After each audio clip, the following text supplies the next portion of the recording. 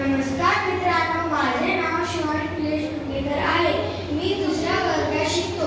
मी आज तुम्हाला लोकमान्य टिळकांची एक गोष्ट सांगणार आहे. गोष्टीचे नाव आहे शेंगांचे टरफले.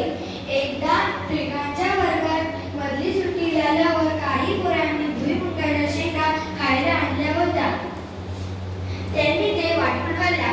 लोकमान्य टिळकांनी एकही शेंग खाल्ली नव्हती.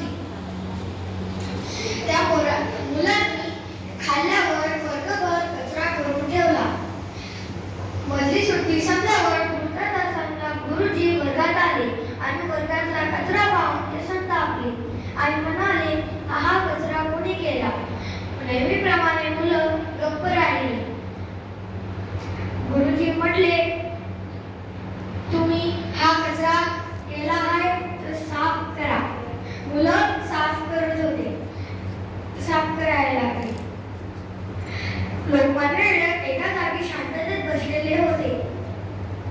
गुरुजी त्यांच्याजवळ गेले आणि म्हणाले, तू का कचरा उचलत नाही? लोकमान्य टिळकांनी म्हटले, मी शेंगा खाल्ला नाही, मी कचरा उचलणार नाही. गुरुजी म्हटले, मी जेव्हा विचार करतो तेव्हा तू का गप्प होता? लोकमान्य टिळकांनी म्हटलं, मला चहाडी करायची सवय नाही, मी चहाडी केली नाही. गुरुजींनी म्हटलं, एकतर तू नाव सांग व वर्गाच्या बाहेर जा, नाही तर कचरा उचल. लोकमान्य टिळकांनी आपलं दप्तर आवरलं आणि वर्गाच्या बाहेर निघून गेले. अशाप्रमाणे लोकमान्य टिळकांनी आपल्या मित्रांची चाळीही केली नाही, न केलेल्या